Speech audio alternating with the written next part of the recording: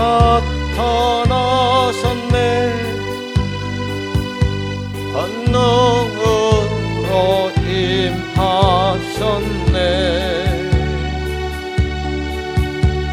죽음에서 날 살리신 주 성령, 놀라우신 주 하나님, 할렐루야. 주의 나라가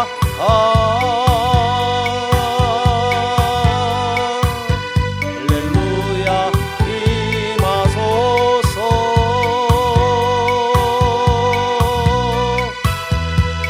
나는 선포하리 만왕의 왕 예수, 주의 나라 임하시네. 주님의 영광 나타나셨네. 주님의 영광 나타나셨네. 권능으로 임하셨네. 죽음에서 날 살리신 주 성령, 놀라우신 주 하나님, 할렐루야. 주의 나라가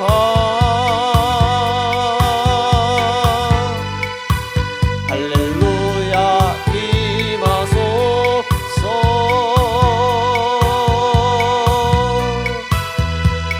나는 선포하리 만왕의 왕 예수, 주의 나라 임하시네.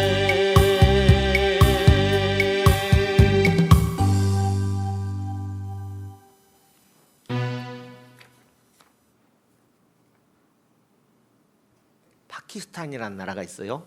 파키스탄이 중동일 겁니다. 지금 전쟁 있는 그 부근일 텐데요. 2억 5천만 명이에요. 많죠. 2억 5천만 명 되는데, 엊그제 제가 신학교 동기의 모임을 간 적이 있어요. 그런데 거기에서 이제 선교사로 활동하다가 이제 쫓겨나신 분이 있어요. 거기 있다가는 큰일 나니까. 그러니까 성도들이 총을 갖고 있어요. 거기는. 예. 그래서 테러 당할 수 있으니까 미리서 테러 오지 말라고 총을 빵 싼대요.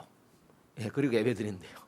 그러니까 총을 들고 이제 테러 안 당하려고 총을 들고 지키는 보쳐서는 분들이 있고 안에서는 예배드리고. 근데 거기를 또 가더라고요. 그런데 또 가요. 이제 쫓겨났지만 또 요즘은 이런 핸드폰으로 연락이 되니까 가서 또 거기 있는 현지인들이 이렇게 성경을 배우고 세례를 받고 이제 그런 분들에게 뭐 목사 안수 줘서 사역할 수 있도록. 하나님은 다양하게 이래요. 테러가 있어도 복음은 들어갑니다. 예, 놀라운 일이 항상 있지요. 내가 죽어야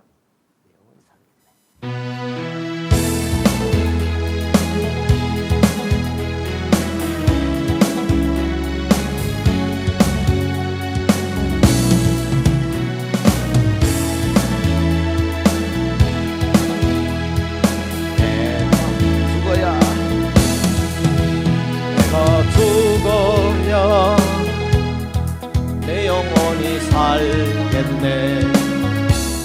연약한 육신이 늘 나의 뜻을 거스려 내가 원하지도 않는 헛된 삶 속으로 깊은 절망 속으로 날 인도해.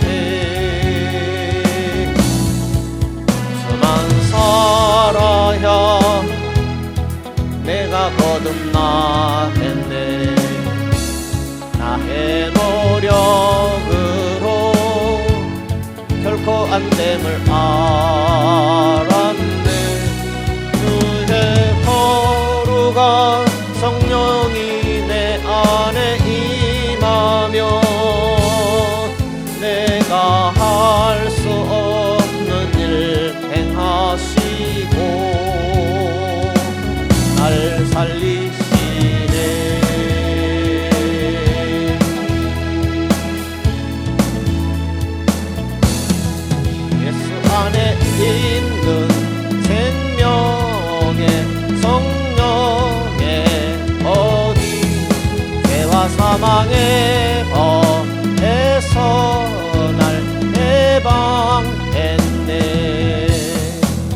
나의 죄인하여 육신을 입고 이 땅에 내려오신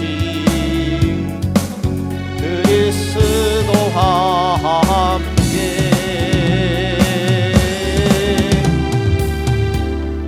내가 죽어야 내 영혼이 살겠네.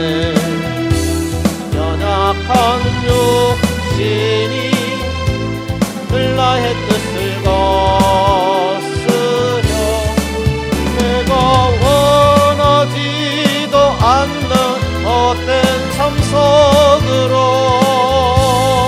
깊은 절망 속으로 날 인도해.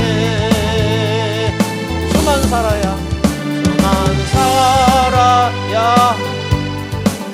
내가 거듭나겠네. 나의 노력으론 결코 안 됨을 알았네. 주의 거룩한 성령이 내 안에 임하며 내가 할 수 없는 일 행하시고 날 살리시네. 날 살리시네.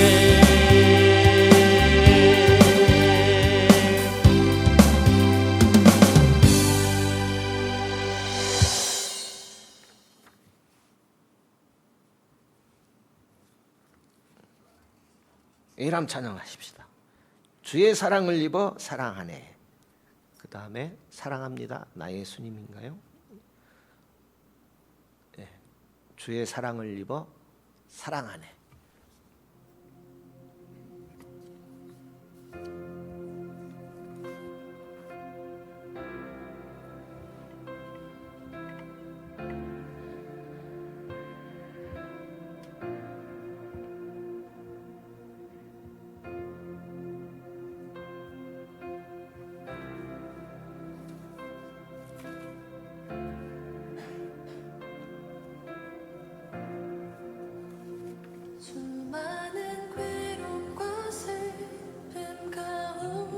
대노인 글자가 너무 작죠? 큰 글자가 없는지 모르겠어요. 못해 서성거리는 아이처럼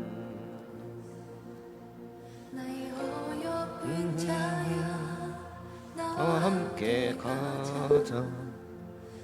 근심은 모두 내려놓고 나의 평안을 내게 모두 주노라. 그 무엇도 비길 수 없네. 주의 사랑을 입어 살아가네. 주의 평안이 내게 있네. 주의 사랑을 입어 살아가네. 주의 평안이 내게 있네.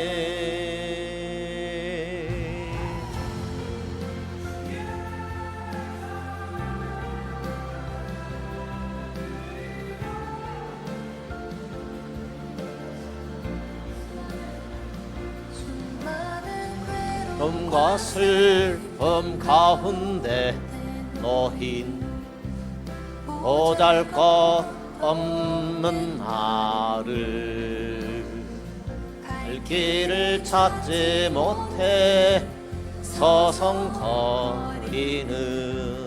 이른 어린 아이처럼 내 어여쁜 자야 나와 함께 가자.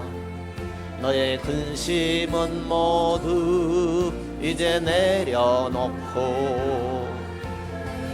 나를 내게 모두 주었노라. 무엇도 비길 수 없네. 주의 사랑을 입어 살아가네. 주의 평안이 내게 있네.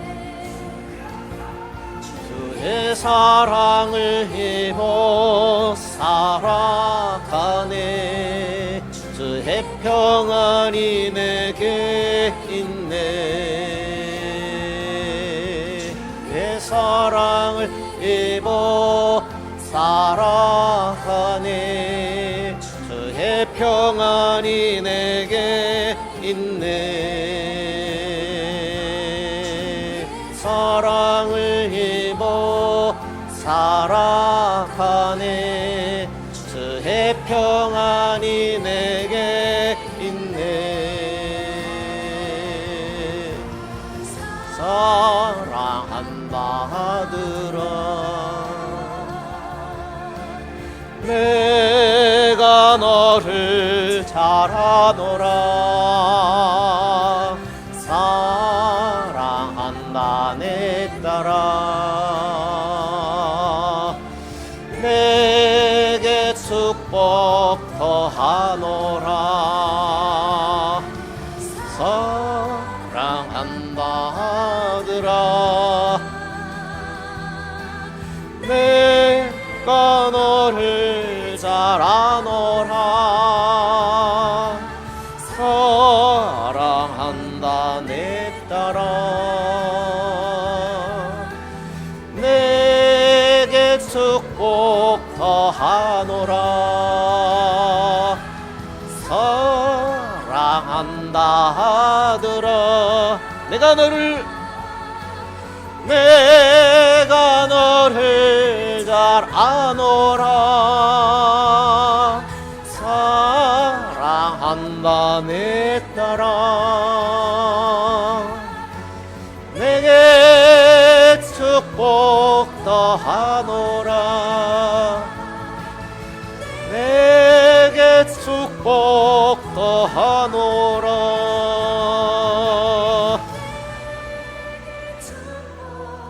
더하노라.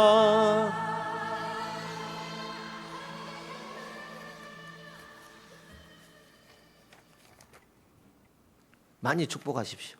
일주일 살다 보면 방금 찬양을 하면서 축복을 했나 저주를 많이 했나. 가까운 사람에게 축복 많이 하십시오. 예, 얼마나 좋아요. 예. 오늘은 159페이지입니다. 159페이지입니다.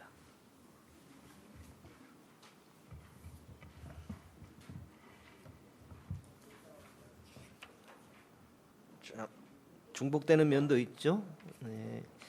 일부 은사는 종료되었는가? 그러니까 일부 은사는 종료되었는가? 이 물음은 은사는 종료되지 않았다 하는 얘기죠.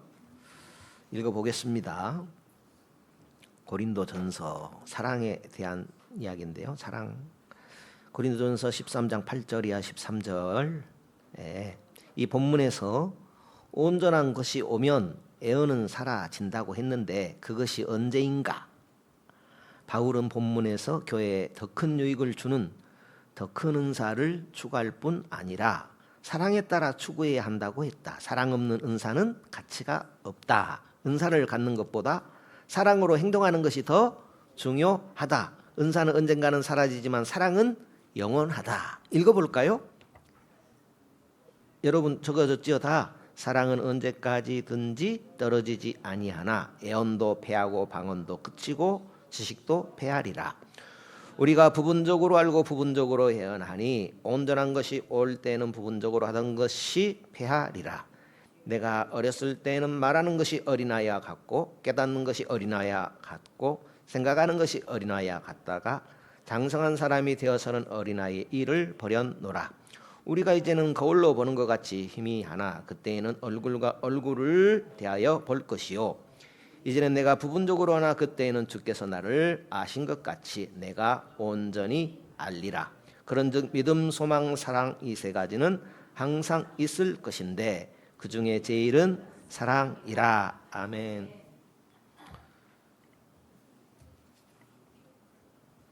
예수 믿는데 막 무서운 사람 있죠.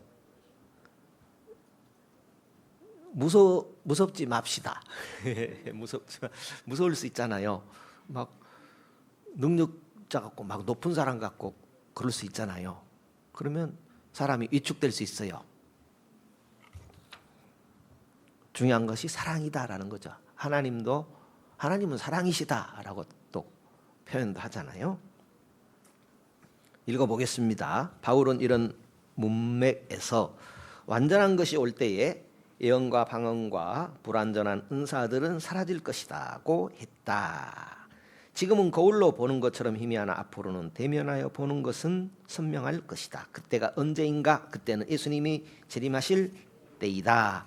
은사는 어차피 주님이 재림하실 때까지 교회를 세우기 위하여 주어진 것이다. 주님이 재림하셔서 완전한 것이 올 때는 사랑만 남고 은사들은 다 사라진다.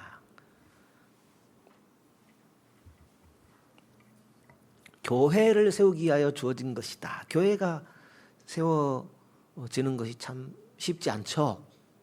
하나님은 교회가 세워지기를 원하시고 또 교회의 머리가 되시는 예수님이시죠. 고린도전서 1장 읽어볼까요? 7절 너희가 모든 은사에 부족함이 없이 우리 주 예수 그리스도의 나타나심을 기다림이라. 은사 일부 은사는 종료되었는가? 이 물음에 대한 두 번째 내용입니다. 예언이 계속된다면 성경의 충분성에 도전이 되는가? 이 부분 전에 했지요. 한 것 같은데요. 그래도 또 보죠. 예언이 계속된다면 성경은 충분하지요. 우리가 성경의 내용을 다 이해하지 못하고 몰라서 그렇지 성경은 계시 완료된 책이거든요. 그런데 예언이 계속된다면 성경의 충분성에 도전이 되는가? 성경과 이렇게 좀 경쟁을 하는가 하는 그런 이야기가 되겠습니다. 은사 중지론을 주장하는 사람들은 신약의 마지막 책이 기록된 후에는 그러니까 요한계시록까지 다 기록됐지요. 그런데 말로나 글로 주어진 하나님의 말씀이 없다고 한다. 이제 은사 중지론자들 중에는 그렇다라는 거죠. 따라서 예언이 지금도 있다고 하면 성경이 불충분해서 추가돼야 한다는 말이 되므로 은사 중지자들이 그렇게 말을 한다라는 거죠. 신약 성경이 완성된 후에는 예언이 없다는 것이다. 여기서 질문이 제기된다.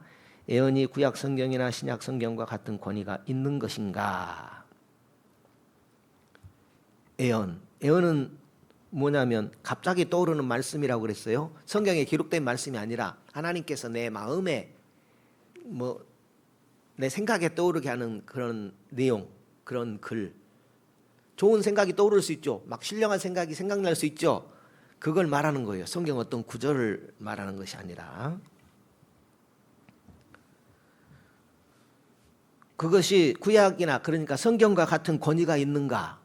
아무리 좋은 말이라도 성경은 성경이고 내 생각은 생각이고 내게 떠오르는 것은 떠오르는 것이다라는 거지요. 여기서 질문이 제기된다. 예언이 구약 성경이나 그러니까 신약 성경과 같은 권위가 있는 것인가? 만일 그렇다면 예언을 기록하면 성경이 되는 것이다. 권위가 같다면 그죠? 예언이 이거 하나님이 준 것이다 해가지고 성경이 있지만 예언을 글로 적어버리면 그거 성경과 같이 이렇게 돼버린다라는 거죠.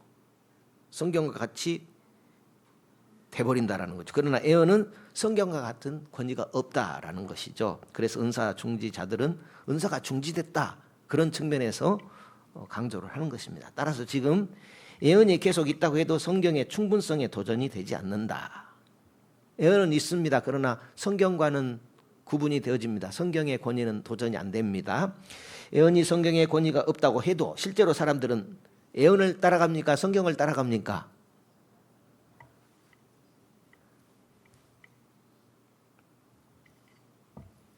나 어제 집사님 꿈 꿨어요. 권사님 꿈 꿨어요 하면 귀가 번쩍 뜨이죠. 하나님이 천지를 창조하시니라. 그것은 잘 안 다가오는데 어제 하나님이 권사님에 대해서 음성을 주셨어, 환상을 보여줬으면 눈이 번쩍 뜨죠. 예, 그 얘기입니다. 그 얘기입니다. 예언을 더 따라가기 때문에 성경의 충분성에 도전이 된다고 주장하는 사람들도 있다. 그러나 만일 예언의 오용 때문에 예언의 은사가 중지되었다고 주장한다면 성경의 오용 때문에 성경도 거절해야 하는가? 성경을 잘못 사용할 수 있죠. 그러면 성경도 거절해야 되는가 하는 물음입니다. 은사 중지자들이 성경의 충분성을 지키려고 하는 것은 좋지만 그 때문에 성경의 은사가 중지되었다고 주장하는 것은 성경의 역사에 영광을 돌리지 않는 것이다. 읽고만 지나갈게요. 기적적인 은사는 사도들과 그 동료들에게만 제한되었는가? 이 문제는 신론의 기적 부분을 다룰 때 지난번에 읽고 말았는데요. 네 번째, 기적적인 은사는 신약 성경을 주시는 것과만 되었는가? 성경을 주시기 위해서만 기적적인 은사가 나타났는가 하는 문제예요. 기적은 성경을 주시는 목적만 있는 것이 아니다라는 거죠. 기적은 지금도 계속된다라는 거예요. 기적은 교회 시대의 복음을 확증하고 하나님의 긍휼과 사랑을 드러내며 사역을 위해 사람들을 무장시키고 하나님을 영화롭게 하는 목적도 있다. 그러니까 지금도 기적은 계속되고 이런 일들을 뒷받침한다라는 거예요. 모든 기적이 다 성경 계시를 주는 것과 연결된 것은 아니다. 스데반과 빌립은 성경을 기록하지 않았지만 기적을 행했다. 가이사라, 두로노마, 데살로니가, 에베소, 요한 1서의 공동체 등의 예언자들이 성경은 기록하지 않았지만 기적은 행했다. 그랬습니다. 넘어갑니다. 그 다음에 다섯 번째, 일부 기적은 은사는 종료되었는가 하는 그런 물음입니다. 다섯 번째, 기적적인 은사가 교회 역사상 일찍 종료되었다는 것이 사실인가? 기적적인 은사가 교회 역사상 일찍 종료되었다는 것이 사실인가? 그렇게 주장하는 분들이 있는 모양이죠. 기적은 교회 역사 내내 크게 작게 계속 있었다. 기적은 교회 역사 내내 있었다라는 거예요. 신유와 기타 기적도 있었다. 바울은 고린도전서 13장에서 예수님이 재림하시면 은사들이 사라진다고 했다. 예수님 재림 전에 은사들이 사라진다는 성경 구절이 없다. 재림하시면 사라지지 재림 전에는 사라진다는 성경 구절이 없다. 재림하시면 사라진다고 했죠. 예. 그런데 재림 전에는 사라진다는 말씀이 없다라고 했어요. 여섯 번째, 오늘의 기적적인 은사가 성경의 기적적인 은사와 같은가? 그러면 그죠? 성경 속의 기적은 어마어마했던 것 같아요. 그러면 오늘날에도 기적은 있긴 있는데 무엇이 다른가? 아니면 같은가라는 거죠. 성경의 기적에 비해 오늘의 기적은 비교적으로 약하고 부분적으로 효과가 있기 때문에 오늘의 기적은 성경의 기적과 다른가?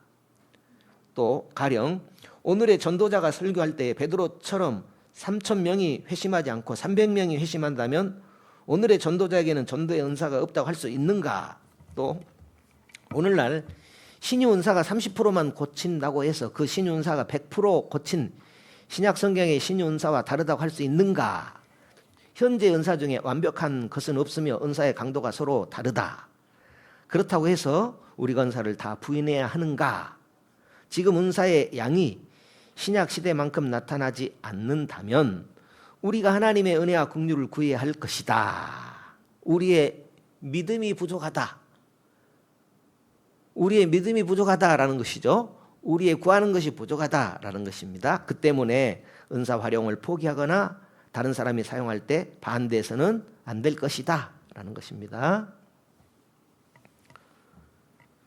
이해되기도 하고 안 되기도 하죠. 그냥 넘어가자고요.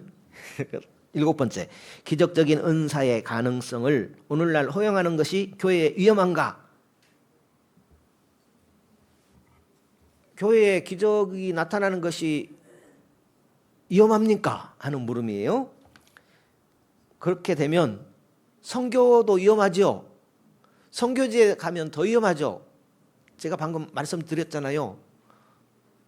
예배 드리기 전에 총 한번 쏘고 예배를 드리거든요. 얼마나 위험해요. 그래도 간답니다.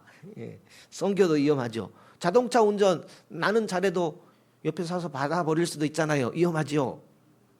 만일 은사를 잘못 사용해서 교회가 위험해진다면 은사를 바로 사용하도록 주의하면 된다라는 거지요. 하나님께 더 구하고 또 사용할 때 뭐 사랑이 제일이라는 그런 차원에서 또 사용하고라는 것입니다. 결론입니다. 은사 중지자들과 은사주의자들이 서로 보완해야 한다. 은사 중지론자들과 은사주의자들이 서로가 필요하다. 서로의 가치를 인정하고 감사하는 것이 필요하다라는 거죠.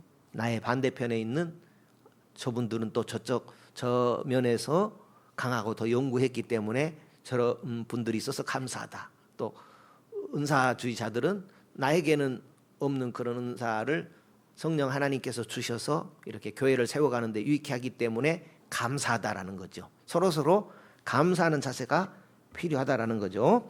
은사주의자들이 은사를 실제로 더 많이 체험하고 활기찬 예배를 체험하고 있는데 사실은 은사주의자들이 더 체험도 하고 가슴도 뜨겁다고 이렇게도 볼 수 있겠죠. 은사 중지자들은 이런 면에서 배워야 된다.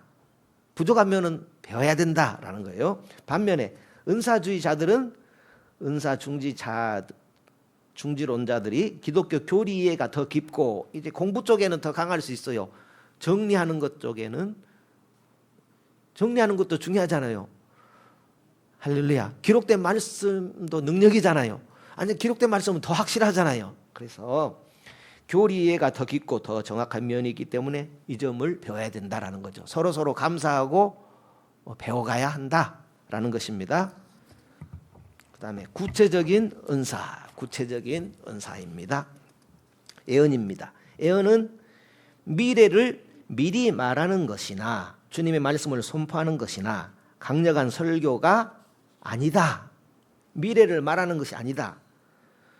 주님의 말씀을 선포하는 것, 강력한 설교가 아니다라는 거죠. 하나님께서 자발적으로 머리에 또 올리시는 것을 말하는 것이다. 우리가 보통 뭐 예언을 받아봐 이런 말씀 하잖아요. 그것은 무엇이냐? 이분에게도 저분에게도 또 뭐 은사자에게도 나타날 수 있는 것이죠. 그것은 머리에 하나님께서 또 올리게 하는 것, 그것이 예언이다라는 거예요. 여기 적혀 있잖아요. 네. 구약 예언자들에 해당하는 구약 예언자는 선지자라고도 하죠. 구약 예언자는 뭐라고요? 선지자. 해당하는 신약 인물들은 누구다? 사도들이다. 구약의 선지자, 예언자, 신약의 사도들 이렇게 보면 되겠습니다. 구약 예언자들은 절대적 신적 권위를 지닌 하나님의 말씀을 말하고 쓰는 막중한 책임이 있었다. 그들의 말을 믿지 않거나 순종하지 않는 것은 바로 하나님을 믿지 않고 하나님께 불순종하는 것이었다. 구약의 예언자들은 굉장히 뭐랄까요? 강했지요. 하나님의 역사가 강했다라는 거예요. 구약의 예언자들을 통해 하나님께서 직접 말씀해 버렸다라는 거죠. 그런 측면이 신약의 사도들과는 약간 구분이 되어집니다. 그 다음에 164페이지입니다. 신약의 사도들도 하나님의 말씀을 말하고 성경에 기록했다. 신약에서는 예언자들이 아니라 사도들이 신약 성경 말씀을 기록할 권위가 있었다. 그러니까 신약에서는 예수님의 12제자들 쉽게 말하면 사도 바울은 특별한 제자죠. 예수님이 승천한 이후에 환상 가운데 나타나서 제자 삼는 사도가 특별한 사도 바울이잖아요.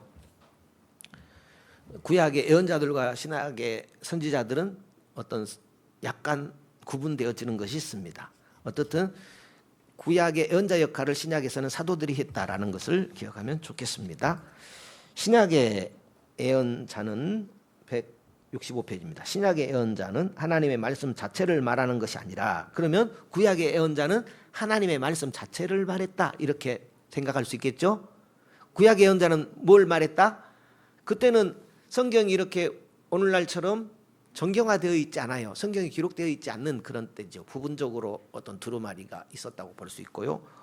성경을 갖지 않은 그런 시대를 생각하면 되겠습니다. 그때에 하나님의 말씀 자체를 예언자를 통해서 하나님께서 말씀했다, 이렇게 이해할 수 있겠습니다. 어떤 영향에 의해 말씀을 하는 자이다. 그러나 신약의 예언자는 구약처럼 하나님 말씀 자체를 말하는 예언자가 아니라, 구약의 예언자가 아니라 어떤 영향에 의해서 말씀을 말하는 신약의 예언자가 신약의 사도들이다라는 거예요. 예언자가 하나님의 말씀 자체를 말하는 것이 아니라 뭔가 계시된 것을 말하는 자이다. 문구가 좀 어렵죠. 넘어가겠습니다. 그 다음에 166페이지입니다. 신약의 예언자는 성경 말씀의 권위와 맞먹는 말을 하지 않았다. 그러면 반대로 구약의 예언자는 성경 말씀, 하나님의 말씀의 권위와 맞먹는 말을 했다라는 거죠. 물론 신약의 선지자들도 하나님의 말씀의 권위와 맞먹죠. 왜냐하면 기록했으니까. 기록한 그 말씀은 하나님의 말씀의 권위이죠. 바울은 사도행전 21장 4절에 예언에 불복했다. 왜 불복했는가? 그것이 하나님의 말씀과 동일하다면 바울은 절대 불복하지 않았을 것이다. 아가보는 예루살렘 유대인들이 바울을 묶어 이방인들의 손에 넘겨줄 것이라고 예언했으나 유대인들이 아니라 로마인들이 바울을 묶었고 유대인들은 바울을 자발적으로 넘겨주려고 하지 않고 죽이려고 했다. 신약의 예언은 하나님께서 자발적으로 머리에 떠올리는 것을 자기 말로 말하는 자에 불과하다. 신약의 예언은 뭐라고요? 하나님께서 자발적으로 머리에 떠올리는 것을 자기 말로 말하는 자에 불과하다.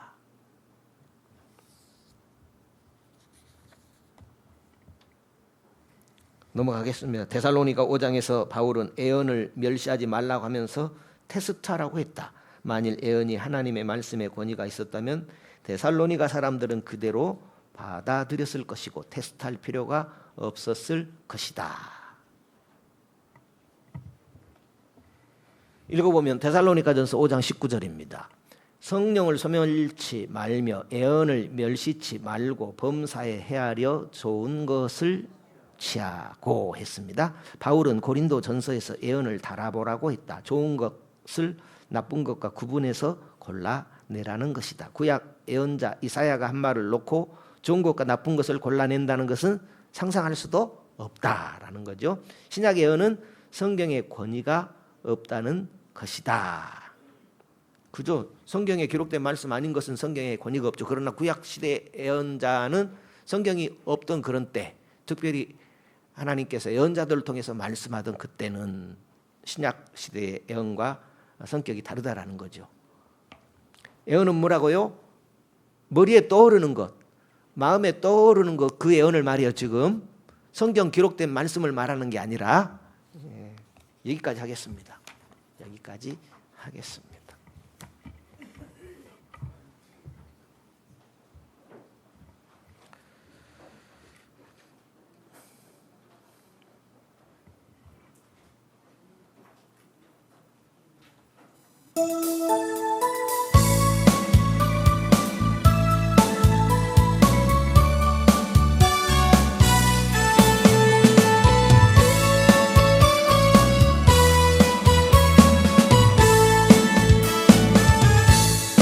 하나님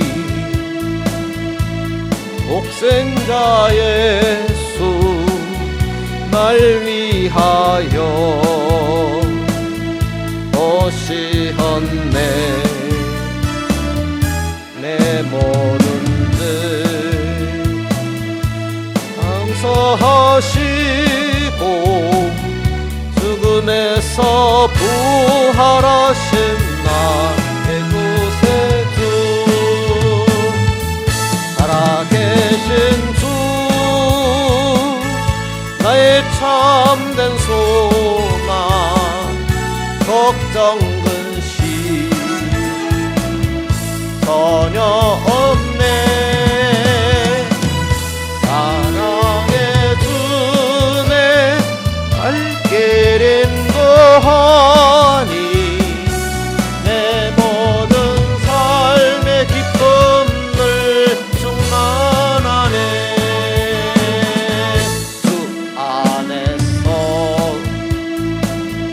거듭난 생명 도우시는 주의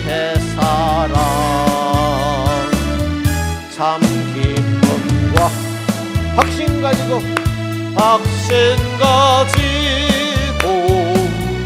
예수님의 도심을 믿으며 살리. 살아계신 주 나의 참된 소망 걱정 근심 전혀 없네. 사랑의 주네 갈 길 인도하니 내 모든 삶의 기쁨을 충만하네. 그 언젠가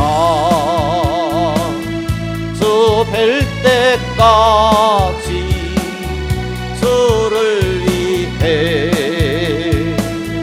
싸우리라. 승리의 길 멀고 험해도 주님께서 나의 앞길 지켜주시리. 살아계신 주 나의 참된 소망 걱정 근심 전혀 없네. 사랑의 주네 갈 길 인도하니 내 모든 삶의 기쁨을 충만하네.